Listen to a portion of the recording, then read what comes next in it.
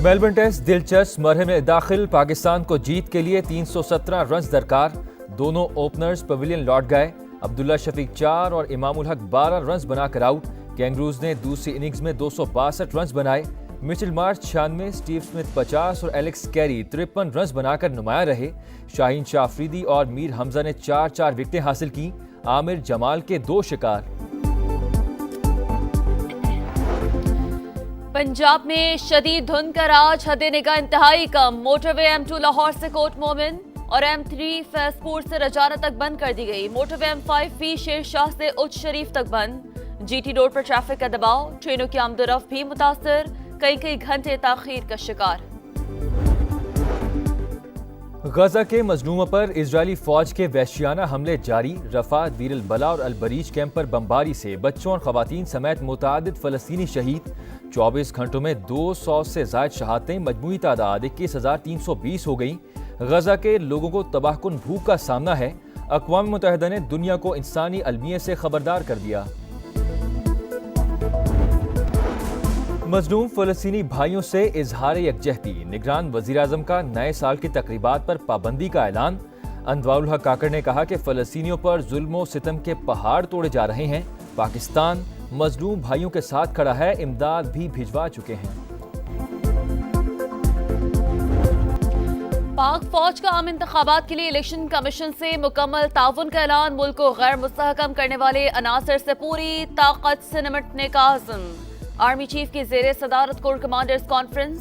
कालदम TTP की पड़ोसी मुल्क में महफूज पनागाहें पाकिस्तान के लिए खतरा करार। मकबूजा कश्मीर में भारतीय फौजी मुजालिम की शदीद मजम्मत। गजा में फौरी जंगबंदी का मुतालबा। कॉन्फ्रेंस का सरमायाकारी सहूलत काउंसिल के तहत गैर मुल्की सरमायाकारी की हौसला अफजाई की हिमायत का यादा।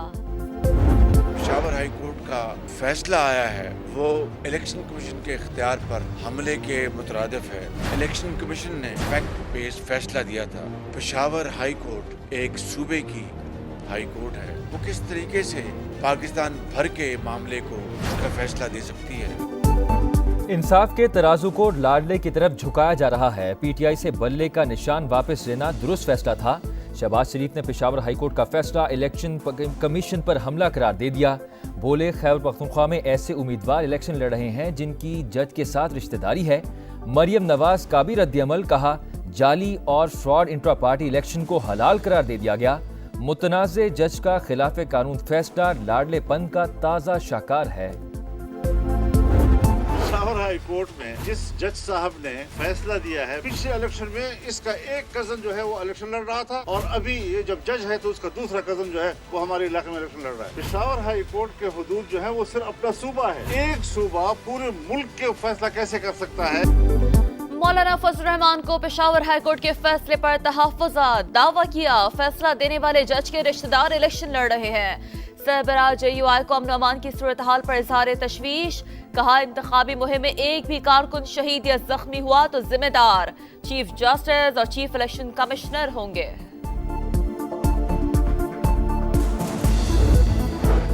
पेशावर हाईकोर्ट का फैसला हुदूद से तजावुज़। किसी जमात को इंतखाबी निशान देना या वापस लेना इलेक्शन कमीशन का इख्तियार है। इंतखाबी निशान की बेसाखी से लूली लंगड़ी पार्टी को दोबारा खड़ा नहीं किया जा सकता।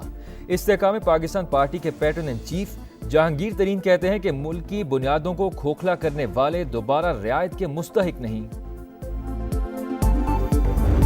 नॉमिनेशन फॉर्म्स हैं, वो आपको बेहतर मालूम होगा कि ये काम कहाँ हो रहा है। जहाँ जिनका हुकूमत है वो इस बात का जवाब दे। इससे आप किसी को इलेक्शन लड़ने से भी नहीं रोक सकते और उनको एक बहाना मिलता है, उनको भी एक तमाशा खड़ा करने के लिए। किसी को इलेक्शन लड़ने से नहीं रोका जा सकता। कागजात नामजदगी छीनने वालों को सब जानते हैं। लाहौर के पास कोई और ऑप्शन भी होना चाहिए, इसीलिए यहाँ से इलेक्शन लड़ने का फैसला किया। बिलावल भुट्टो की शाह महमूद कुरैशी की गिरफ्तारी की मजम्मत। केस ये नहीं कुरैशी साहब ने हमला किया, मुकदमा ये है कि उनकी तकरीर के बाद हमला हुआ। GHQ हमला केस में वकील इस्तिगासा के दलाइल। 12 मुकदमात में जिस्मानी रिमांड की इस्तदा मुस्तरद। अदालत ने शाह महमूद कुरैशी को अडयाला जेल भेज दिया। साबिक वजीर खारजा का पुलिस की बदसलूकी, जहनी और जिस्मानी तशद्दुद का शिकवा।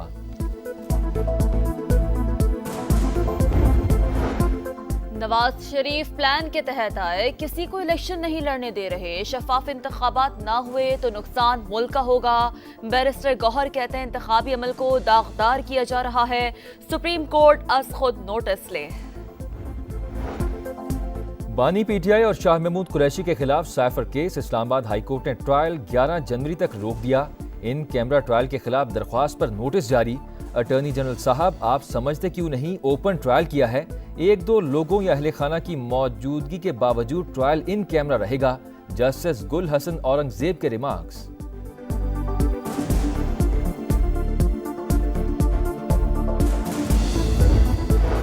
नवाज शरीफ के NA-15 मानसहरा से कागजात नामजदगी मंजूर।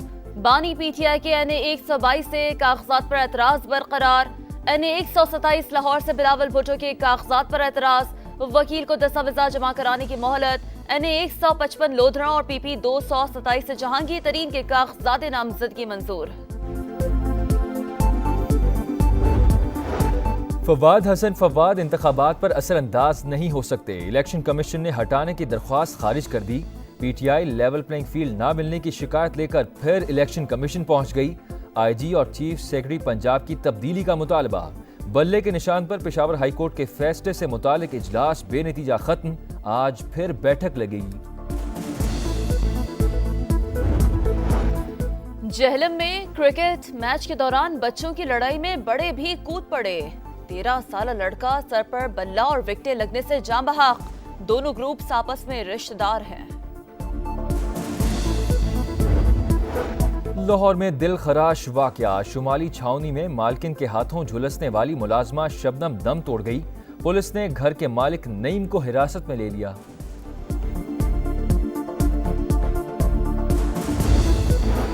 कराची में तजावुजात के खिलाफ ऑपरेशन, स्कीम 45 का इलाका मैदान जंग बन गया। मुसल्लह अफराद की हवाई फायरिंग, पुलिस ने भी जवाब दिया। फायरिंग की जद में आकर एक बच्चा जान से गया।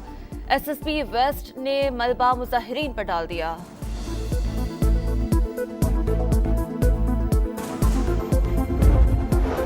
कराची में कैफे प्याला के करीब तेज रफ्तार कार बेकाबू होकर नाले में जा गिरी। कम उम्र ड्राइवर मामूली जख्मी, कार को क्रेन के जरिए निकाल लिया गया।